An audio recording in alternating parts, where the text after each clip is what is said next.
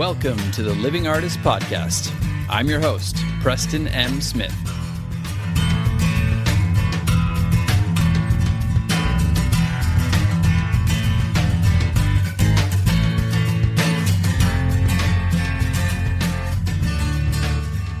Hey, everybody.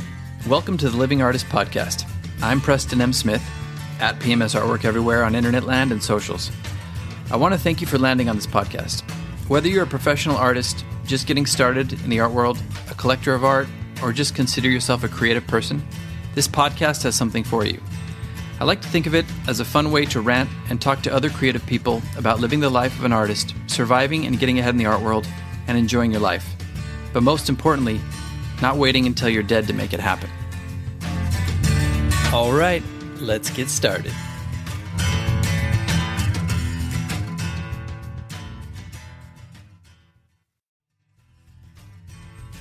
If you haven't heard about Anchor, it's the easiest way to make a podcast. Let me explain. It's free. There's also creation tools that allow you to record and edit your podcast right from your phone or computer. Anchor will distribute your podcast for you, so it can be heard on Spotify, Apple Podcast, and many more. You can make money from your podcast with no minimum listenership. It's everything you need to make a podcast in one place. Download the free Anchor app or go to anchor.fm to get started. Hello, sir. Hello to you, sir. How are you? How are you? I'm doing awesome. Great. Oh, I love this background. Doing, Where are you? I know you're originally from South Africa, but where are you working out of right now? Miami. Oh, you're Miami. Okay, cool. Yeah. Recently, relocated from Los Angeles. Ah, yeah. I saw somewhere in my digging and stalking that you were in Topanga or something for a while. That's right. Yeah. We still have our house there. Oh, very cool. You're talking about Topanga Canyon, correct? Oh, yeah. My wife and I live in Reseda, and we drive down there all the time. We love that area. Oh, cool. Oh, so you're LA based? Sweet. Yeah, definitely. Oh, cool. Well, I'll be going out there next week to nice. Create more prints for the art. So yes, you're a traveling man. I'm trying to travel a lot less. Yeah. Now that my work's shifted into the art space rather than photography space, you need to show up for the work. Yeah, definitely. Yeah. Well, this is great because we're going to get into this. I know it's an unorthodox start, but we're going to get into all the transitioning. I'm really interested in that. But I wanted to start by reading your bio, and I figured I would just read your bio from your website because I could do my own little hodgepodge, but I'll probably screw it up. So let me just read for everybody who you are. Warwick Saint, and I'm pronouncing that correct, yes? Perfectly, actually. Well done. Thank you. Awesome. Well, I thanks go to Sarah because I would have been like, well, Warwick. So Warwick Saint is an award-winning photographer, multidisciplinary artist, and founder of Saint Studio, home to the cutting-edge Love Saint series and supporter of philanthropic initiatives such as the Million Gardens Project. Renowned for his masterfully lit, iconic portraits of beloved celebrities such as Oprah, Harrison Ford, Zendaya, Beyonce, and LeBron James, Saint got a start in fashion with his legendary Elephant Boy series based on his South African roots. He proceeded to lead worldwide photographic campaigns for the Olympic Games, BMW, Nike, and World Cup Soccer. As a visual artist, Saint has collaborated with countless musicians and performers, having created some of the most iconic album covers of the last 20 years, including The Diary of Alicia Keys, that's a big one, Love by J-Lo, and Just Dance. At his core, Saint is passionate about supporting art projects, campaigns, and causes in a tangible way to create a more beautiful world. I know that is just a fraction of what you do. I know you have done so many different campaigns, so many different projects, worked with so many different people. Just to give people an idea, my wife and I were recently watching Tar, and we're like, Kate Blanchett, he's worked with her. We just started watching Poker Face. We're like, Adrian Bodie, worked with him. My wife is from Argentina. We just watched the World Cup with her family and saw Argentina win, which was amazing. And you've worked with the World Cup twice, correct? Euro Cup and World Cup. Yeah. Okay. Yeah. Cool. So we will get into everything else later, but I thought we'd start at the beginning. We always do an origin story. So do you want to take us through your history? You can start as early as you want, take as long as you want. All right. Well, I started out as a photographer That was my initial conscious choice of like, okay, now I'm going to be a photographer. And that happened at around the age of 17, 18 years old after the passing of my father, who died in a car accident when I was 17. But, I'd actually was born into the photographic industry. My mother was a model. She was a pretty famous model in South Africa in the 70s. As famous as you can get in South Africa, which is a very small industry, but nevertheless. Right. So my earliest memories are, going on photo shoots when I was 3, 4 and watching her modeling, my parents split when I was 2. I never knew them to be together. Mm-hmm. All my mother's boyfriends and friends were mostly photographers. So I had this influence of the mum's boyfriends being photographers. She eventually remarried another photographer. And my father ran a very successful graphic design and advertising agency in South Africa called Grapple Group. And he left and worked in Paris and Detroit and San Francisco when I was from the ages of 5 to about 12, and came back to South Africa in 12 and then reopened Grapple Group. And so on the one hand, I was getting the influence from my mother's side, who transitioned from modeling into production and styling. And she was still modeling actually till the day she died. She died about a year ago. Oh, I'm sorry to hear that. At the age of 72, she was still modeling, believe it or not. Oh, wow. So on one side, I had influence from her in terms of the production and photography and all the influences of her, her network. And on the other side of things, I would go and work in my father's graphic design studio in my holidays. Mm-hmm. And, at the age of 15, I was designing logos for food chain companies and things like that, and be sitting in on board meetings. And, he'd be presenting my designs with clients and all that. It was kind of fun. That's cool. But anyway, he tragically died at 17, just when I was really starting to get to know him. And through the grieving process, I took about 2 months off school. I just really couldn't face the world. It was a terrible, really bad. I mean, there's never a good time to lose a parent, but that was particularly painful because he was never really a good father to me. And I always felt sort of issues of abandonment because he basically did abandon us, I suppose.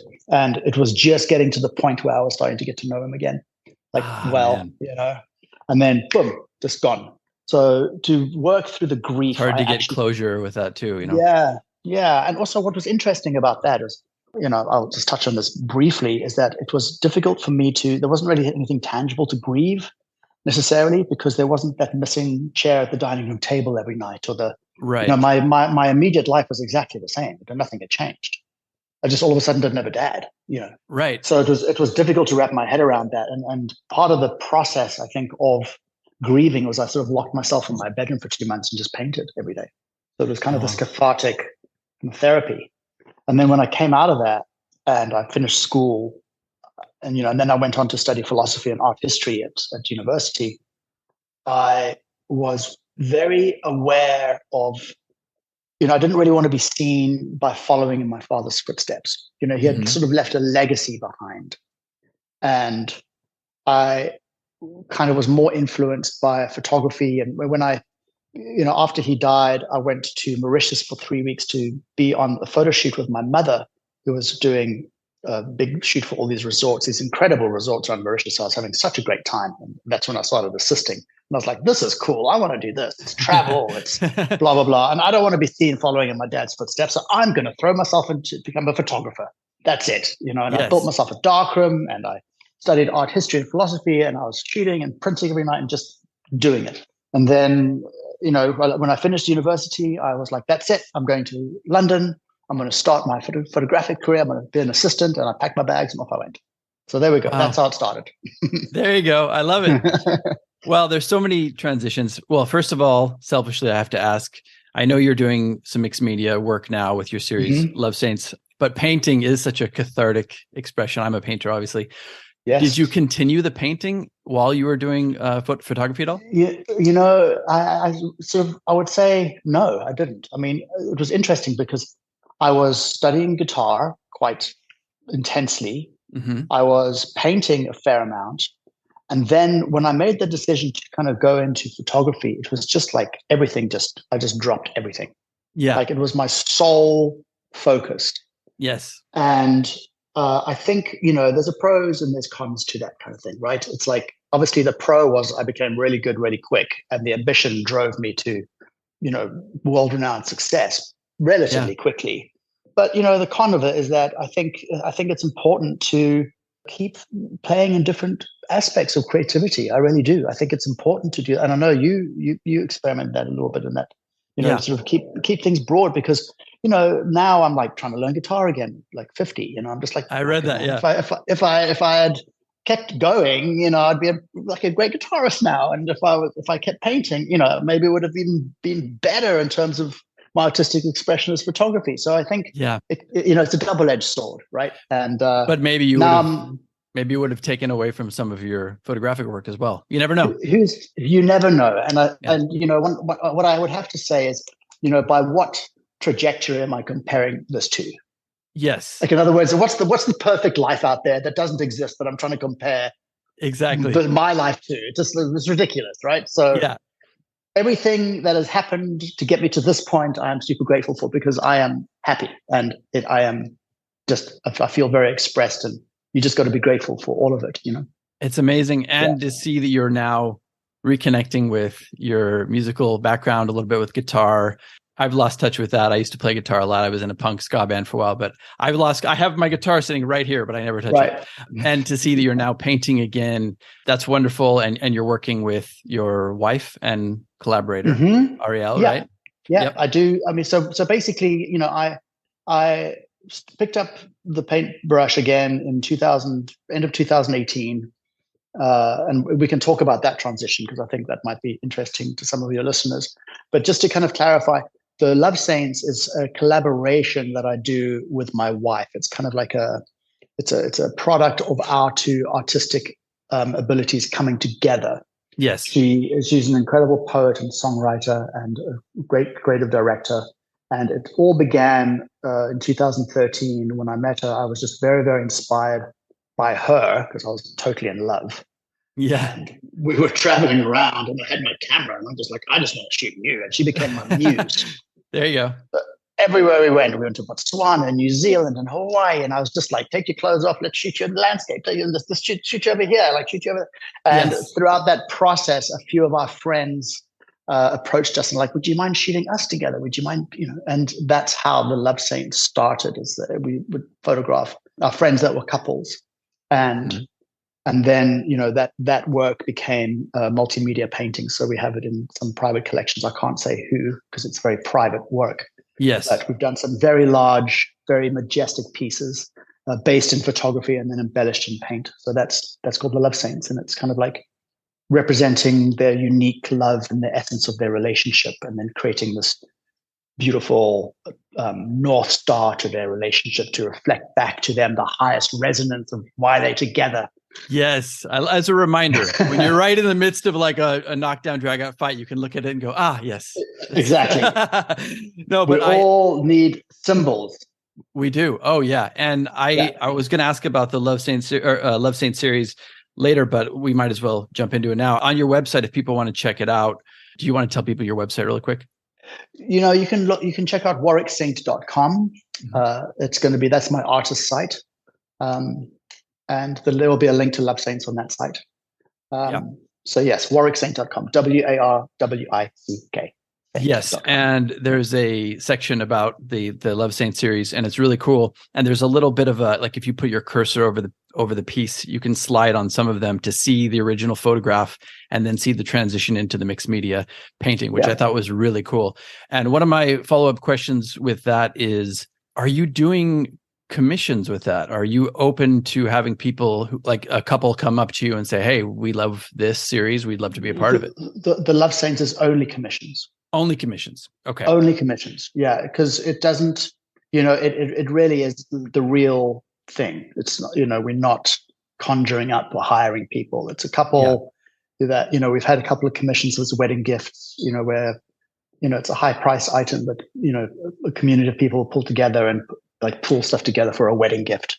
And, the couple gets this work of art, Oh, that's great. Their wedding. And, we work with a couple. I mean, Ariel's an incredible relationship coach.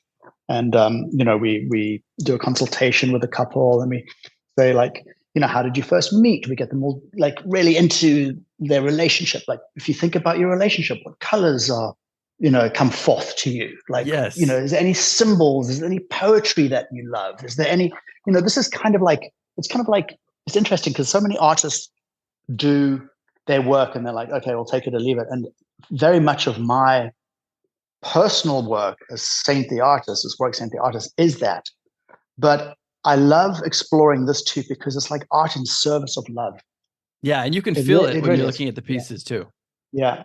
Yeah. I think a better link for the website would just be to go to lovesaints.com because I don't know whether if Love Saint is going to live on my photography site or my artist site. So whichever it is, it'll go to check it out on lovesaints.com. That's the problem with being multifaceted. How do we connect everything? Yeah. But yeah, it's a wonderful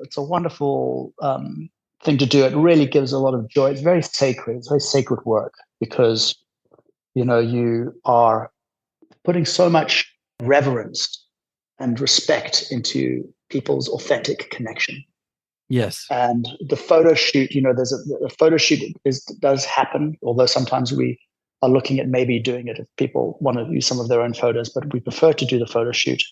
And we get their love really embodied in, very present with them. And, they might want to be holding hands on the beach or they might want to be naked in bed. It doesn't matter. It's like whatever works for them. And when we go and do the painting, it's like, we've unveiled Love Saint's painting and people cry, it's like, that's just a beautiful validation of the potency and of the work. Yeah. That's the best compliment you can get. Yeah. Seeing somebody emotional in front of your piece, crying and loving it. Yeah. That's amazing. For anybody who's interested, I'm assuming that's ongoing. If you ever want to commission, I'm assuming you take, go through a little vetting process first, but totally. Yeah. There'll be an inquire thing on the site. Yeah. So, okay. So we talked about transitions and I jumped the gun a little bit, but I want to back up a tiny bit. And you said when you went to London, you started working with a photographer. How quickly did that happen? And what did that process look like for you? How quickly did it take for you to transition into a working environment like that? And then from that working environment into developing your own photography and starting to get your own clients? Yeah. Well, I moved to London when I was 22 and I did my first real commission when I was 28. Okay. So I was working as an assistant solidly for 6 years in London. But I started assisting when I was like 16 or 17. So I've probably been assisting for 10 years. I was very fortunate because the photographer that used to come out to South Africa a lot and my mother would work with was living in London. So when I moved there, he kind of set me up, which was I was very fortunate. And he got me a interview with this other photographer by the name of John Bishop. And I scored a full-time assisting job after a month of being in London. And before I knew it, this guy was a very, very busy photographer. Yeah. And it was, before I knew it, I was, going to Paris 3 times a week and then Milan and the south of France in 3 weeks and then Miami and then back to South Africa. And I was just constantly traveling and staying in the most beautiful hotels and the most incredible places, shooting the most incredibly beautiful models. And, I was just like, I've just died and gone to heaven. This is the best, And what a crash course too. Yeah, right? Well, you got to, and that was back in the days of film. It was very different. It was a very different time for photography. Yeah. Well, we're going to talk about that. We're going to talk about that too. Yes, we're good. I was just to capture this. I worked with him for a while, and then I sort of went more freelance to work with some sort of cooler fashion, more editorial guys, and that lasted a few years. And then throughout that process, I was getting to know, all the model agencies, and I would test the models, and I managed to work a deal with a photographer, a friend of mine, to use his like tiny little basement space in Covent Garden. And used to pull models in and just do portraits and you got to shoot for yourself, man. You got to do it as quickly as you can and develop that. And then I got my break when I was 28. Nice. So were you developing relationships with this too, as far as like clients that you'd be building off of later on? How does that process works? Or are you working with somebody who's like a liaison between you and the clients? No. As when you're assisting, one of the big things, of course, you're learning, which is great, but you're also making the connections. Yeah.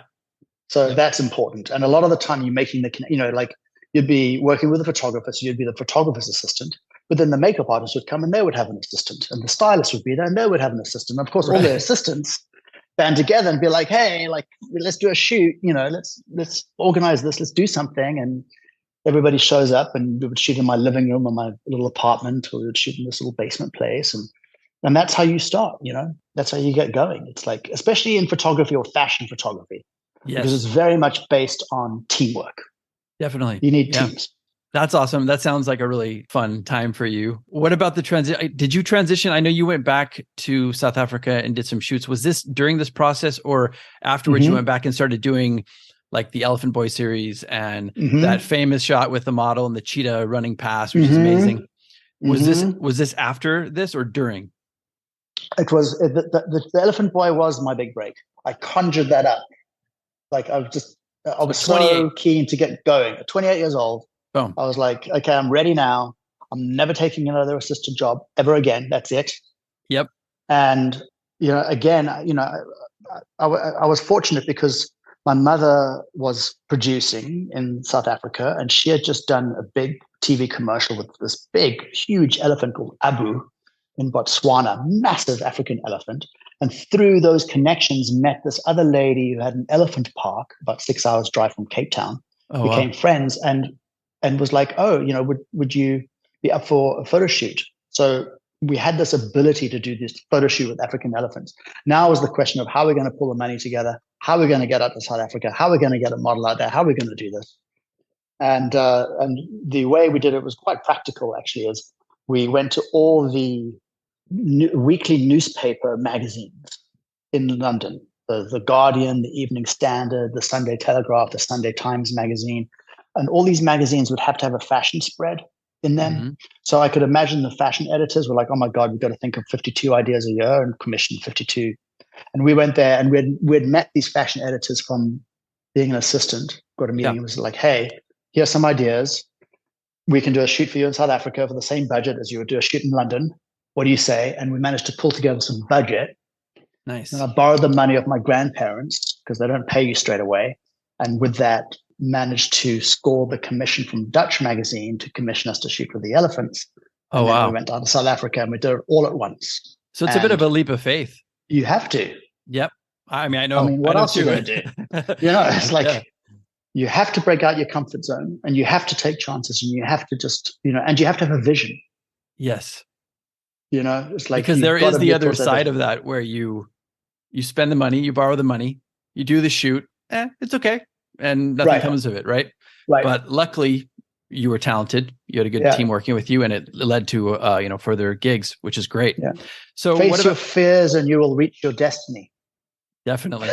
And don't you find that you can get complacent in different periods of your life, and like, oh, I've done this. Okay, I've got this. I can fall back on this. I always find when I start getting a little too complacent, it's time to push that fear boundary again. Absolutely, could not agree with you more. I have made that mistake. Yeah, probably in two big phases of my life. And to all those out there, if you're not feeling challenged and inspired, and you're feeling a little bit too confident, and you're not, let's like have that little bit of nervousness around it, then you're not in the right place. So true. Every single shoot I've ever done, when I'm like, oh, I'm feeling that nervous, I'm like, yes. Good. Yeah. And then when some shoots, I'm feeling totally fine about this. I'm like, oh no, oh my God.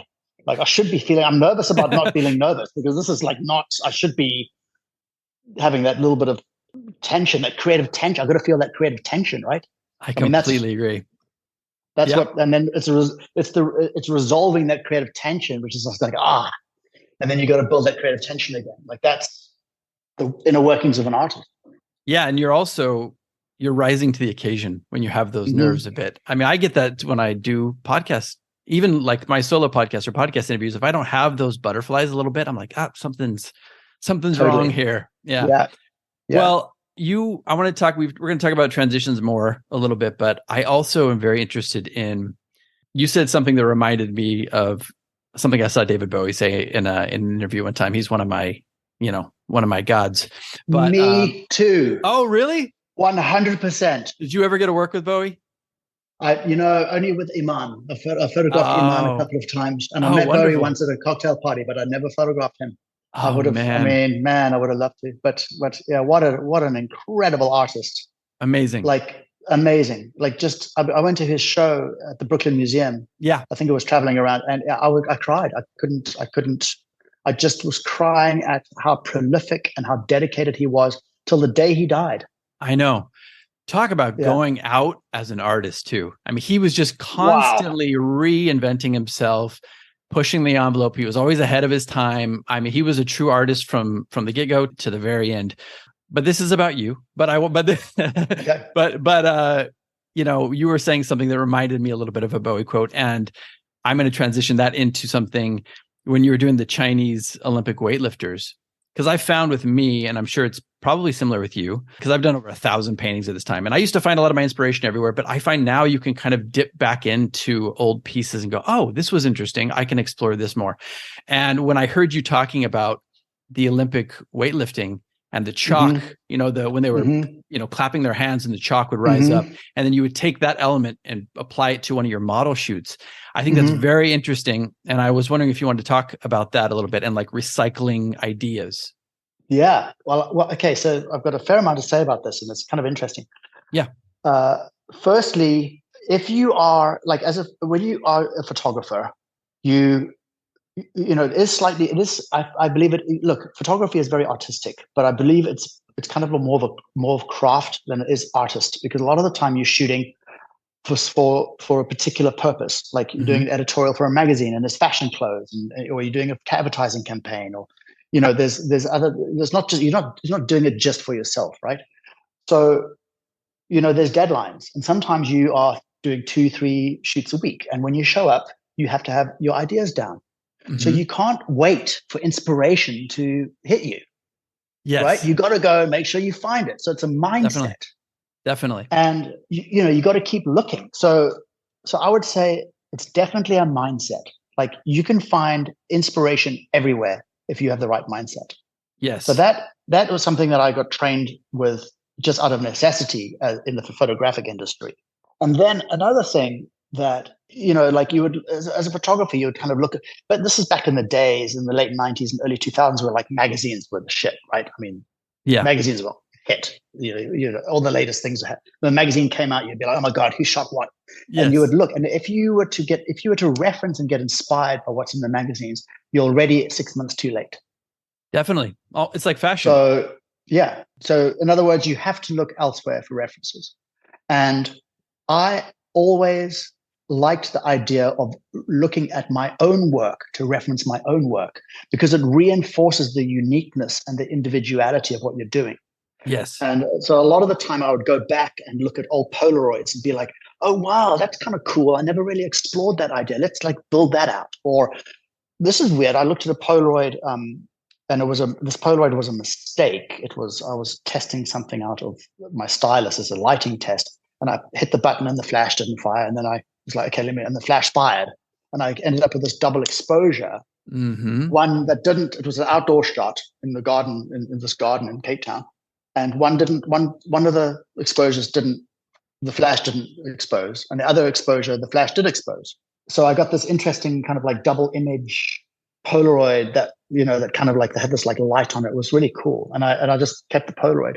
Like the happy accident, later I was right? a bit like, happy accident. And then later I was like, oh man, I got to explore that. And then I did. And it came with this like really cool technique that I used for the New York Times magazine and all that kind of stuff. It's my one flash to exposure technique.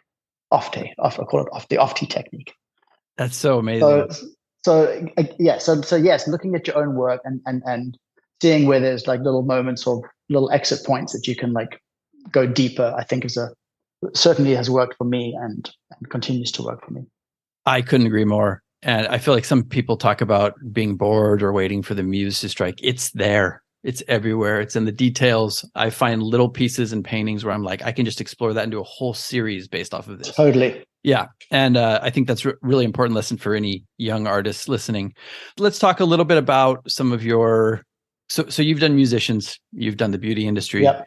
You've done athletes, you've done actors, celebrities, A-list celebrities. You did Alicia Keys, J-Lo, Whitney Houston, Lady Gaga, Michael Bublé. Were there any favorites or interesting stories in there? And And how do you come up with something like you were talking about thinking on your feet a little bit here? And I know the Alicia Keys one is very iconic. Is this something that you come in with a concept and then you're allowing yourself to be open to ideas in the moment as well? I know that was kind of a loaded question.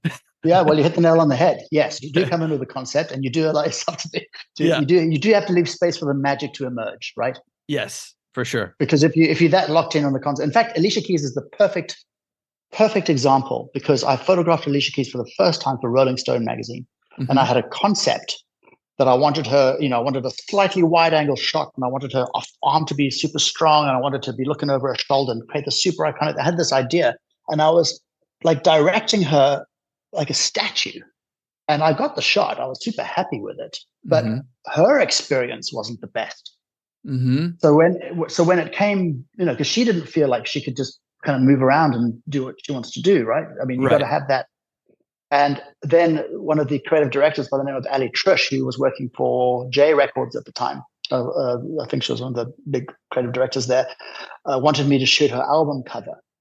And she phoned me up and she was like, I really want you to shoot Alicia's album cover. And when I mentioned you, she was like, oh, that guy, he really was like so like anal about how he was directing me. and she was like, but I really want you to do it. So would you mind going to like see Alicia? She's recording music at the studio. Just go and like reintroduce yourself to her and just, Yeah.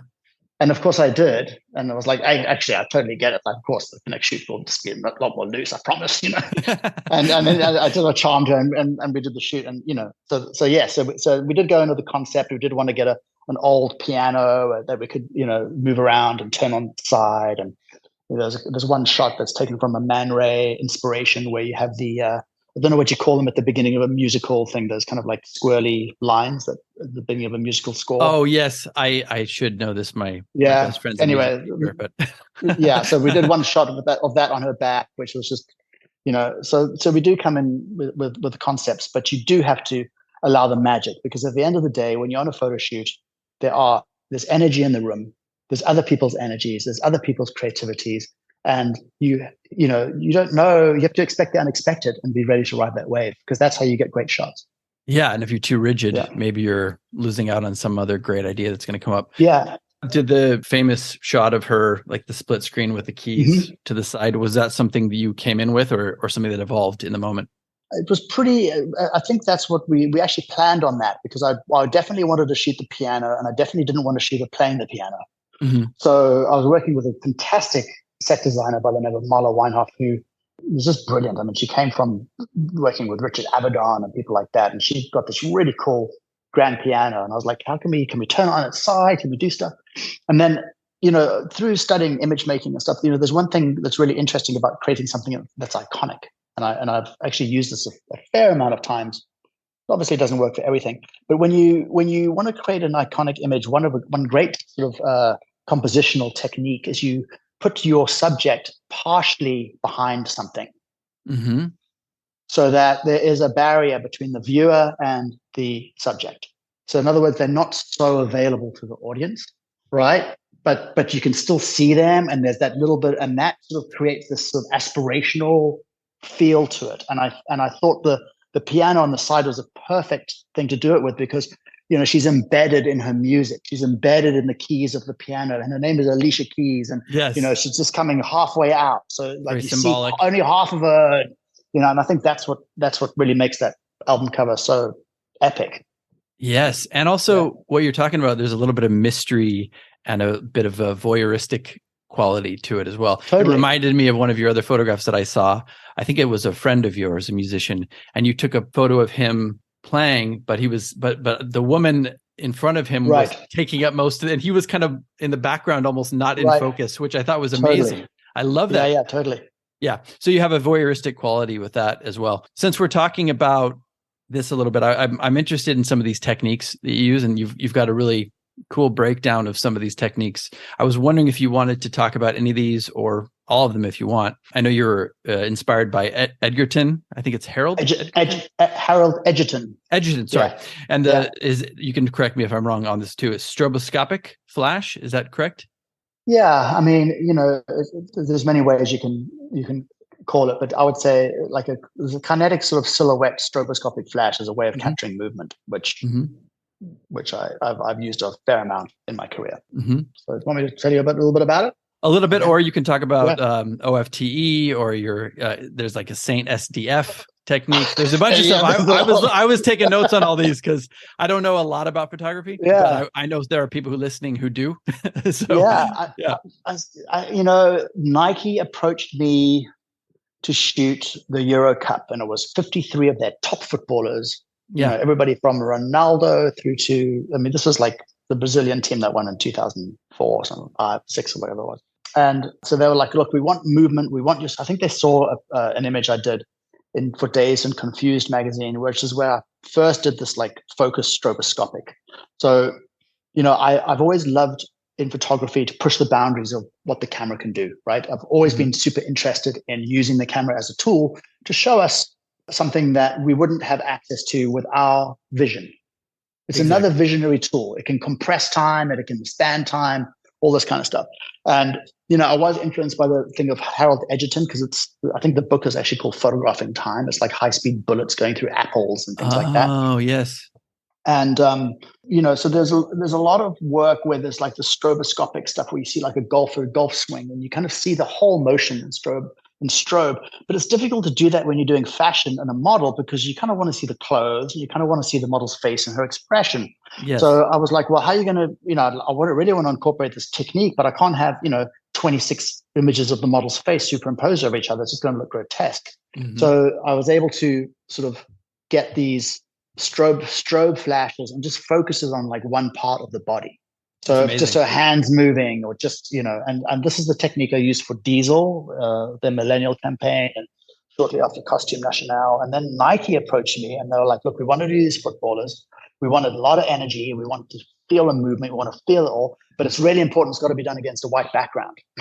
Oh, wow. That is hard because anything you do, I don't want to get too technical, but you can't really do anything against white if you want to create anything that's shadow, because when it's white, right?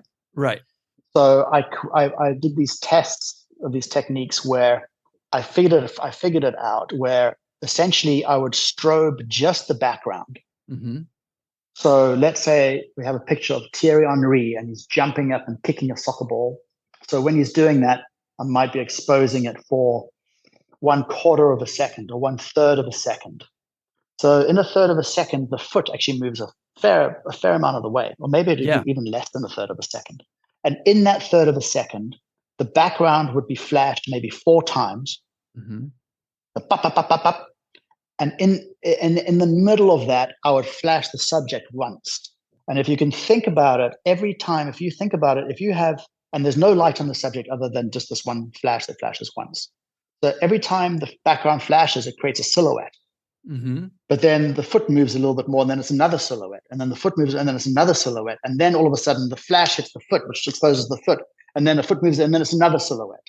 Yes. So you get this like kinetic silhouette thing happening, which I think was really, really successful. I was super proud of it. And it was very, very technical stuff. And I think it was kind of using all the latest technology, what was available back then.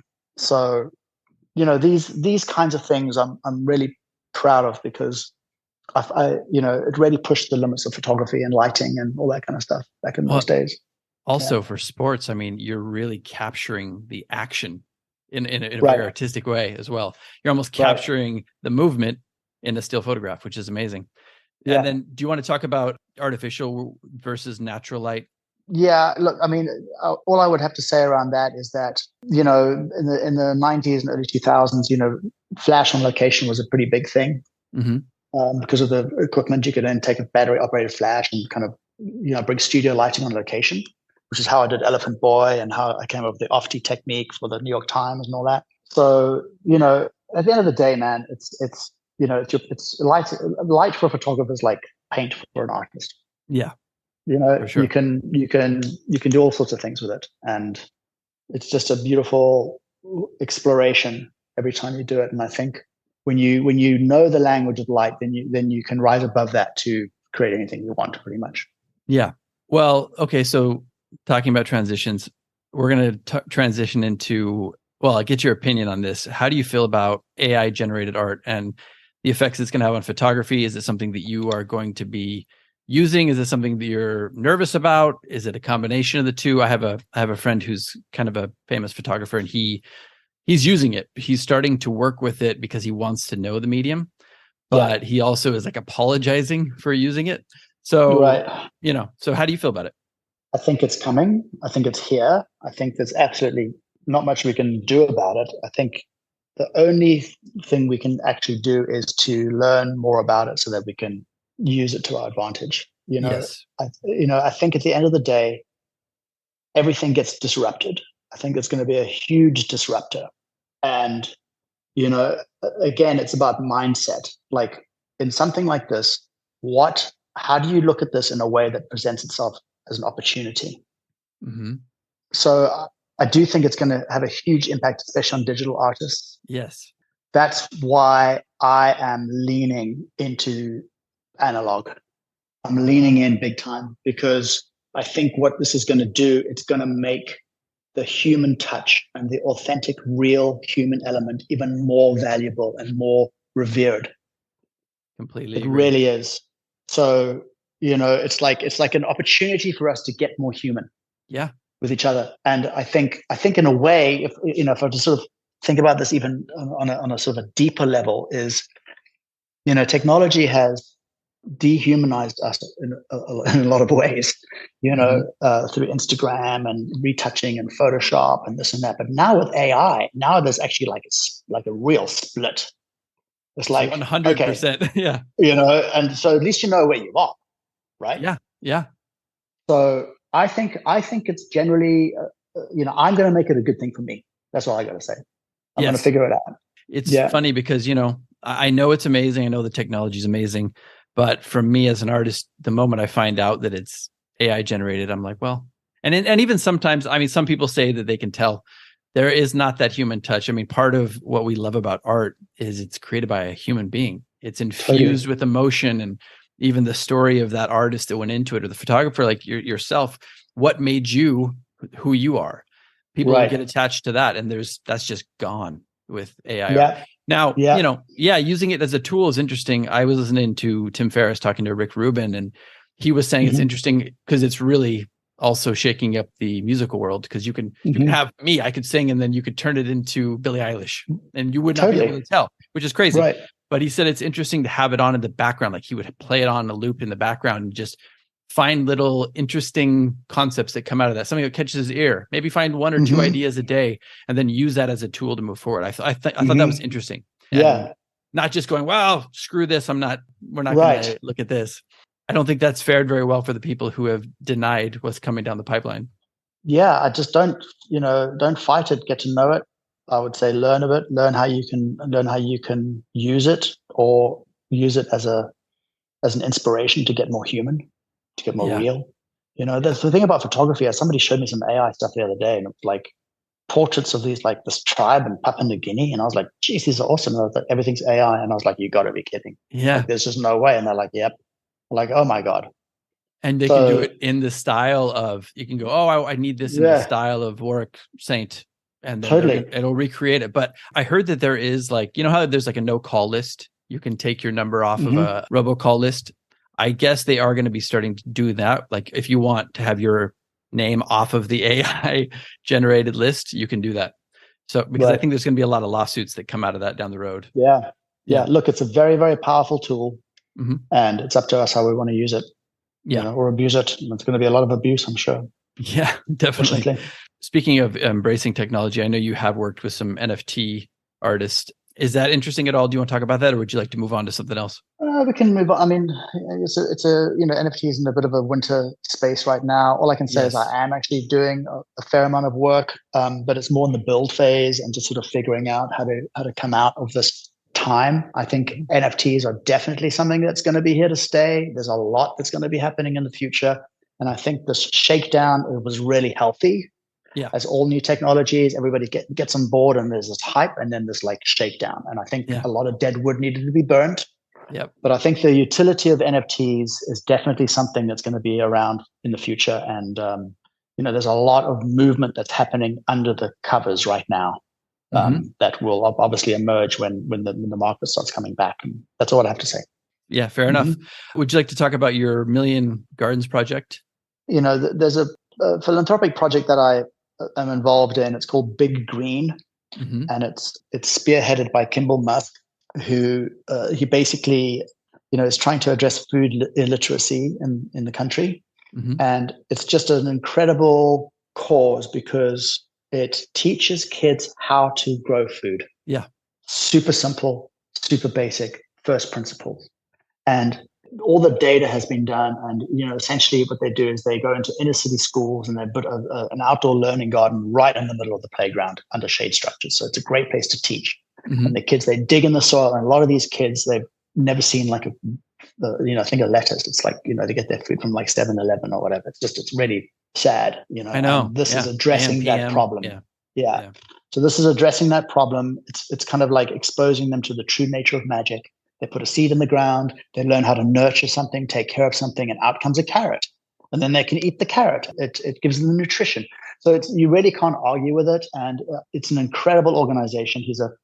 Kimball's really brilliant in the way he implements some of the systems to make sure that the money goes to where it needs to go. And they did a DAO last year, which I was partly involved in, using blockchain technology to make sure that, money gets to the right places. Yes. And so we've auctioned off paintings and some Love Saints paintings at the Big Green Gala. And then last year he approached me to do a bunch of celebrities for the Million Gardens, which essentially was a pivot because all the schools were closed during COVID. So they were figuring out how to get gardens, these little growing gardens into people's homes.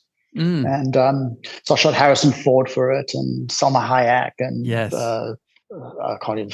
I mean, there's lots of them. Aloe Black, and there was a bunch of people that I shot for this project. And wherever I can use my talents to help make the world a better place is, I'm totally open for it because we need it. And a lot of the stuff, I'd hate to say, a lot of my work has been like for cosmetic companies where the cosmetics aren't that amazing for your skin, and it's like the pictures are getting like really retouched, and then they're creating these aspirational things of beauty which you can't really get to, and it's causing a lot of like issues around body dysmorphia and insecurities. And I'm just like, really, I've been part of this process for much of my career, and unknowingly, but there was a point I sort of woke up to it, and I was a bit like, actually, I'm actually kind of part of the problem here, and I want to be more of the solution. So so I'm always welcome opportunities to do good with the talents that I have. I love that. That's interesting. And I know your wife is also involved with a lot of that stuff. My wife and I watched a documentary about cosmetics, and she just went into the bathroom and threw away like 80% of the stuff that we had. Right. So there's a lot more consciousness about the products that we're putting into and on our bodies these days. Yeah. I know fitness is a big thing for you. What are you doing these days? What's your fitness routine look like? I'm also a big fitness guy. Yeah, I my goal is to live to 100 years old, and only 100. Come on. Well, I'll be happy with 100. I know. I'm kidding. Right now I'm really just focused on strength training because I turned 50. Well, I just turned 51 actually. My God. Oh, yeah. And one of the best things you can do for hormones and anti-aging and all that kind of stuff is strength training. So definitely. I'm doing a 6-month stint in that. I do a fair amount of cold plunging. I always make sure you eat well, like just having an awareness. We get one of these bodies. You got to love the one you're with. Love the one you're with. And, I love it. Yeah. Yeah. So you do and also the saunas, the cold plunges. I inject myself with NAD twice a week. I was going to ask you about fasting. I mean, at the end of the day, I'm pivoting into fine art world, and I want to have the energy, and I want to be able to be vital, and I want to always have a curious mind, and I want to have the energy to do that. And the wonderful thing about the body is it doesn't lie to you; it'll always tell the truth. Yeah, it doesn't play games. Unfortunately, yeah. Yeah, and when you put in the work and you put in the time, you will get the results, and it's a great first principle practice to do, because this is the vessel that I'm moving through the space-time continuum with, and I want it to be as effective can possibly be. Yeah. Keep on your A game as long as you can. Absolutely. I'm also doing, my wife and I do NMN, and we do red light therapy, and I do hot, cold, intermittent fasting as well. I haven't eaten yet today. So I try to do the 14, 16 hour window. It all helps. Yeah, that's good. That's better than what I can do. I'm sure you can do it. What about, are you a meditation guy at all? I consistently meditate inconsistently. Yeah, there you go. Okay. Good enough. Yeah. Right now I do this Abraham Hicks like 9-minute meditation in the morning, which is really great. It's on YouTube. It's like 9 minutes. And it's like, today is a really great day. Today is an awesome day. Today is a great day because I am in resonance. And it just kind of does this like repeat. And you, after the meditation, you're walking around, you're like, today is a great day. Today's an awesome day. Oh my God, today's brilliant. It's like a mantra. Oh, are you talking about like Esther, Abraham Hicks? Yeah. I've listened to some of their books, audiobooks. That's great. Yeah. I'll have to check that out. I've never done that meditation. Yeah, I'll send it to you. I'm all about putting good stuff in your body, and we've got so many things to fight up against, and energy and information to keep out and let in. So it's important to choose the right stuff. 100%. Yeah. Well, is there something that you're interested in right now? Something you're looking forward to? Something you want to plug? I'd love to talk about the painting actually, because we haven't really touched on that. So, for sure. Now, are you talking about the Love Saint series or beyond? No, I'm talking about the solo work. Like the Love Saint is just one aspect, which is a very specific commission only thing. But yeah, if we can talk a little bit about the process around that, because let's talk about it as much as you want. I love it. All right, cool. And sorry to stop you for a second. I didn't see much of that when I was doing the research. I know you were transitioning into that, but I'm not sure if there was a little bit of secrecy on your series that's coming out. But otherwise, I would have asked about that right away. So I apologize. Yeah, no, it's all good. Well, you can definitely see some of it now because you can. Well, the website will be up tomorrow. But cool. So essentially, talking about this thing of like being part of the problem and realizing that so much of my talents and everything that I'm doing, as much as I love doing shoots and arriving on a set and shooting LeBron James and all this kind of stuff, all that stuff is happening to sell a pair of shoes or to sell a bit of cosmetics or to sell, like it's all being used to move somebody else's product, right? Which I'm very happy to do and I love doing it. But at this point in my life, it's like, what do I want to say now? Like I've had this incredible career as a photographer, and I'm really interested in expanding into new frontiers and to challenge myself on a whole new level. So that's when in 2018, I did a couple of pictures of Willow Smith, and she actually bought one of them for her album cover, and I printed a bunch of stuff up, and I was a bit like, what's it going to look like to actually make this into something more than just a photograph? Like, let me see how paint works. Let me start experimenting. And that's when this process started, and I've been pretty into it for the last 4 years. And it's been a very interesting expansion beyond the lens. Very interesting. It's, essentially, I'll set up a photo shoot. I will shoot people for the painting in mind.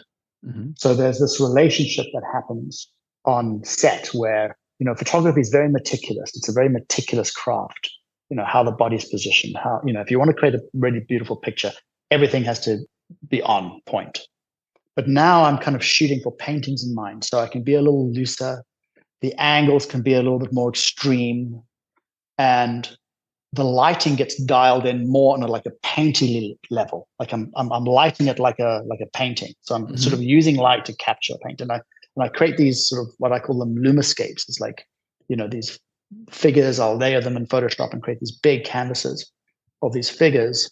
And then comes the process of deconstructing and destroying the photograph with paint. So now it's like, so you have this relationship that's happening on set where I'm sort of, the subject is influenced by me and I'm influenced by the subject. There's this dance that happens. And then the results of that get printed onto big canvases. And now there's this relationship between myself and the results of that photo shoot. And not only that, but then there's a relationship between the person that I'm photographing and the canvas that's independent of me, just purely from the physics of photography. Like it's, there's light that was captured that's now getting printed. So then it becomes this process of, what am I destroying? How am I using these two mediums of of photography and paint, which are two very, very different mediums.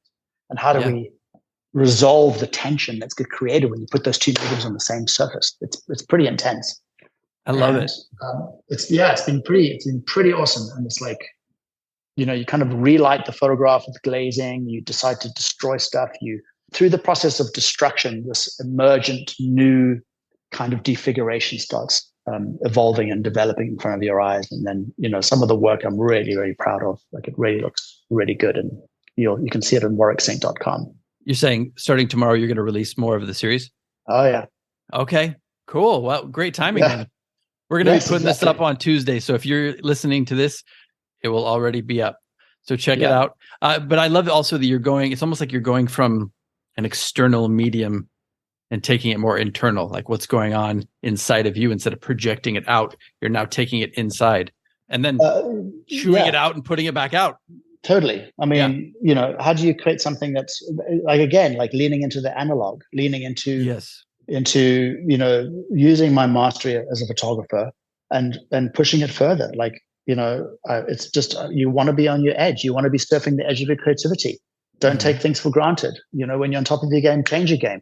And it's like, I'm changing the game now. Like, this is exciting for me. It's like, this is a new frontier. And I believe it's a pretty kind of interesting genre of work, because a lot of the research I've done and it's like, yes, photography and painting have been incorporated together, but a lot of the time it would be like John Bolsonaro would do these like film noir, like black and white prints, and then a big spludge of like yellow paint over Marilyn Monroe's face, and a big spludge of red paint over like Frank Sinatra's face, and that creative tension between the paint and the photograph, very apparent, like two different things in one.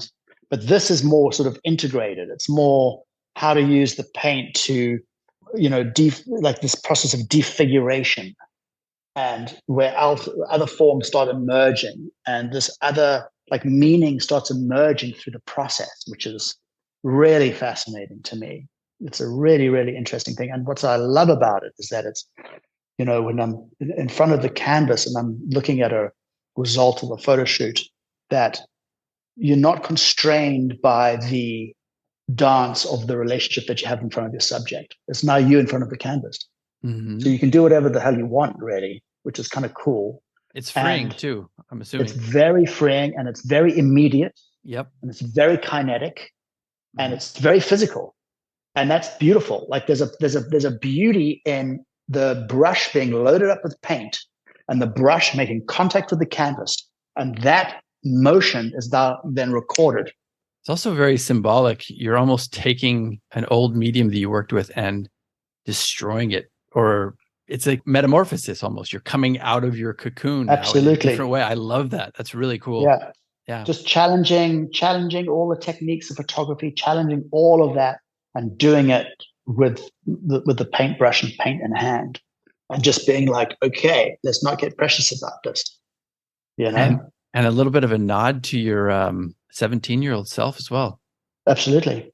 Yeah. I mean, I've always wanted to be an artist ever since I was a kid. I just got distracted by photography for 25 years, which was awesome. That's also an artist, but yeah.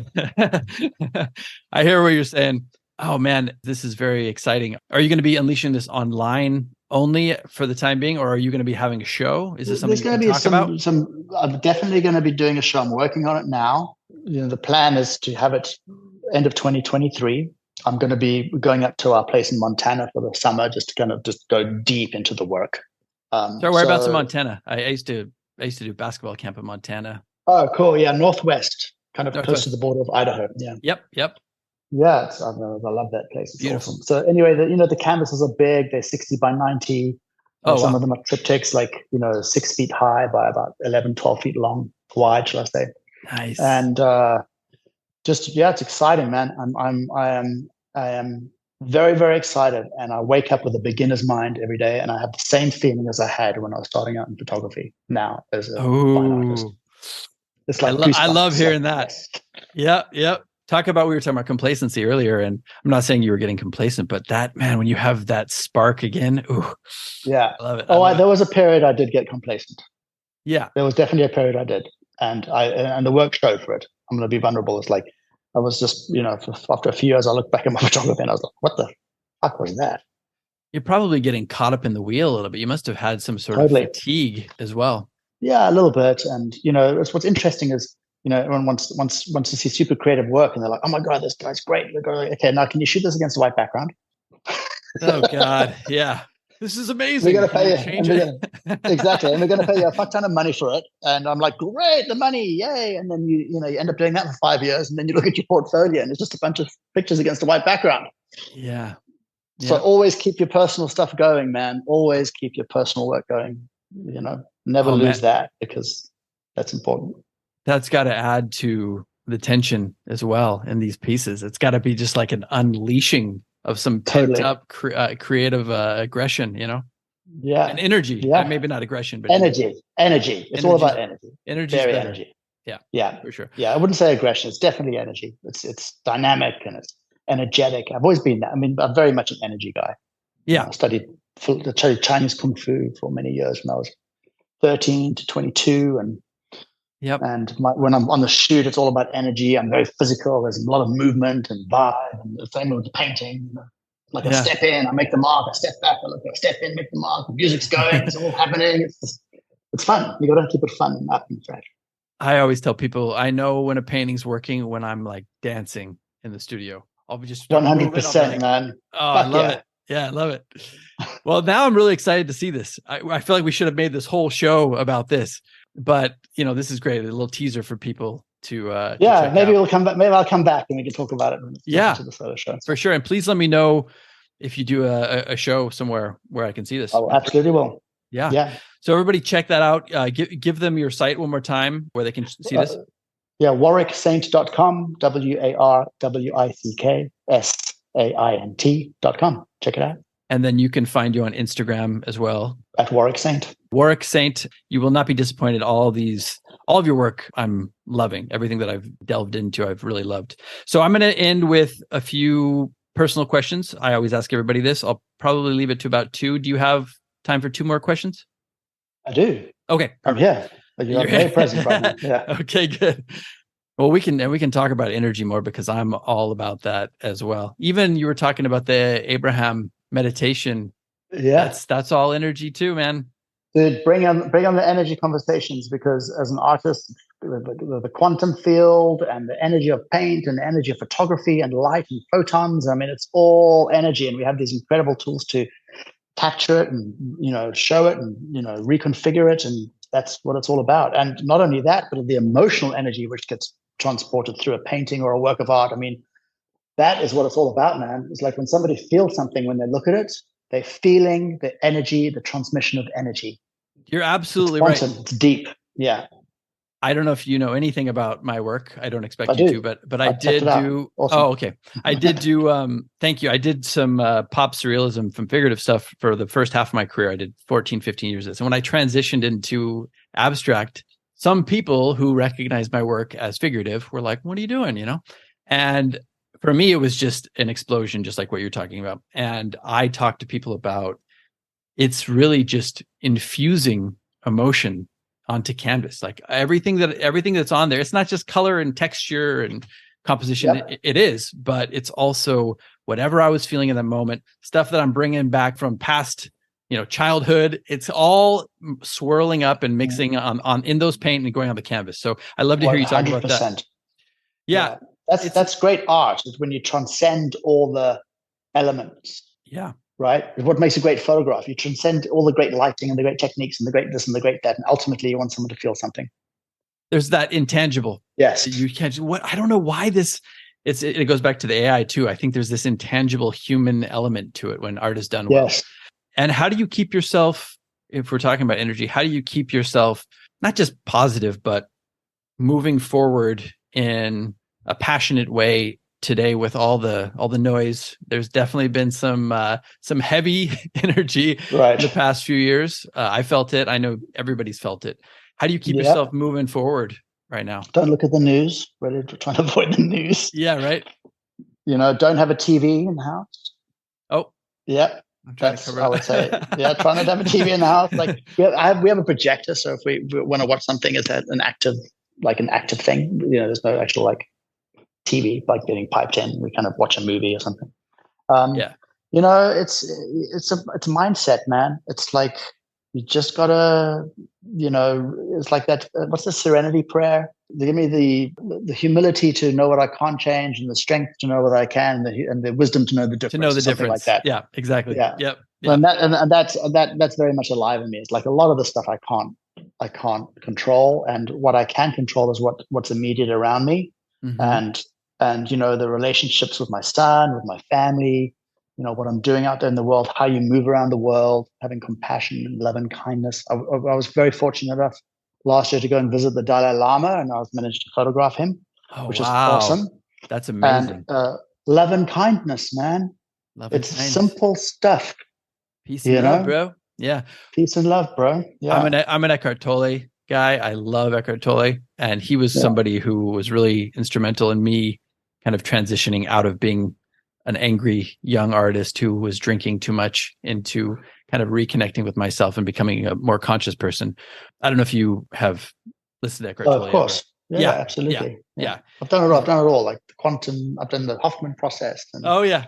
Eckhart Tolle and all these different things. I love a good bit of personal development stuff. We Oh, have I'm we have all addicted these to it. we have all these incredible tools, and we know so much more about the human psychology now that we should use them. We don't. 50 years ago they didn't have access to this kind of stuff. Yeah, So yeah. it's great to be able to use it. And we do know a lot more about how energy works in the quantum field, and how we can manifest stuff, and how, our lives become what we think it is, and it's all this kind of stuff. It's like you have to be the gatekeeper of your mind. Mm-hmm. You have to. It's a sacred space, and you have to be very careful of what you let in and what influences you. I couldn't have said it better myself. I Yeah. think we've always known these things. Athletes have known it for a long time. Visualizing what you want to achieve, really seeing it Yep. clearly. It's very powerful. You can do that in your own life. I have one episode where I talk about the law of attraction. I know it's kind of one of those things that's a little woo-woo for some people. So I try to bring it down to reality a bit, but Yeah. yeah. Who's actually really good, who takes the woo-woo out of it, is Dr. Joe Dispenza. Yes, I Check know. him out. Yep. Yep. It comes from a very quantum physical place. It's really, really good. And I Yeah. think one thing to note about this thing is that it's very important to know that it works both ways. In other words, if you're worried about something and really fearful about something, worried about it, you're going to manifest that stuff, man. Oh yeah. So Oh yeah. worrying is praying for what you don't want. Yeah. Even if you're putting it out there, I really want this, I want this, and you're fearful the whole time. Well, that's more Totally, powerful than you saying totally. the words, I want $1 million or whatever. And Yeah. gratitude is the base emotion for this kind of stuff. If you really want something to happen, like feel gratitude in your body that it's already happened. It cuts through all of Yeah, that gratitude. Do you yeah. have a gratitude practice? Again, everything I do is inconsistent because I don't really have a routine. But yes, I do have I have got my gratitude book that, sometimes I do like a 2-week stint where every morning I wake up and I write down what I'm grateful for. And, what Cool. you appreciate appreciates, man. So it is important. And What you so resist yes, I persists, do. and what you appreciate appreciates. I like that. Yeah. Okay, well, I was one of the things was daily routines. I guess that's something we've kind of covered, but I always ask this question. There's pushback every time, but I don't mean Mm-hmm. it necessarily exactly how I say it. Biggest failures. Is there something that you really wanted at some point in your life, or something that you tried to achieve, you didn't, and was a major learning experience for you? Is there anything that pops to mind? That's a good question. I never shot the cover of American Vogue, Yeah. or British Vogue. Mm-hmm. Like, I definitely at the beginning of my career was on track to for that to happen, and I think I got a little bit, I got a little bit sidetracked by taking jobs for money and losing that real artistic element. It's like so I think that was it. But again, was it a failure? Was it? It's difficult to say. Like, by what career and what perfect career and perfect life am I trying to compare myself to here? Right. Yeah. Yeah, that's true. So I think If anything, it's a signpost, yeah, right? yeah. Yeah. So I think I've kind of let all that go now because I'm here where I am now, and it's awesome. And so I'm grateful for everything that's brought me to this point. And so I would say no real failures. I would just say learning experiences. Yes. I love it. No, it's true. They all are. Even the worst things that ever happened to me in my life, I look back on and I'm so thankful they happened. I'm always right, of course. Every time. So now I've gotten to the place where I'm like, when something bad is happening to me currently, bad in air quotes, I'm automatically looking at this 5 years down the road and already looking back and going, I'm going to appreciate this. Yeah, we don't, you just don't know. There's a great saying of like, oh, so-and-so break his leg. That's terrible. Oh, we'll see. We'll see. And then the army comes in and recruits everybody to go to war, but they don't take the guy that's got the broken leg. Oh, exactly. So that actually is a good thing. You know, these kinds of things, you just don't know, right? You just don't know. Yeah. So, we just don't know. So we have to be grateful for all of it and just know that, everything that happens for you and not to you. And I think it's really, really important to always check if you're being the victim or the perpetrator in anything. Yep. And, ultimately we want to be the author of our life. And, there's a lot of victim perpetrator stuff out there. And then of course the savior comes in. So you've got this triad, which is very, very, very, very prevalent in our culture. This is happening a lot now. Super aware of that. Yeah. Yeah. That's amazing. I love that. I completely agree. Also, I wanted to say to you, Warwick, you're a young man, so you've got your, fuck yeah, dude. You're not even halfway through your career. Are you kidding me?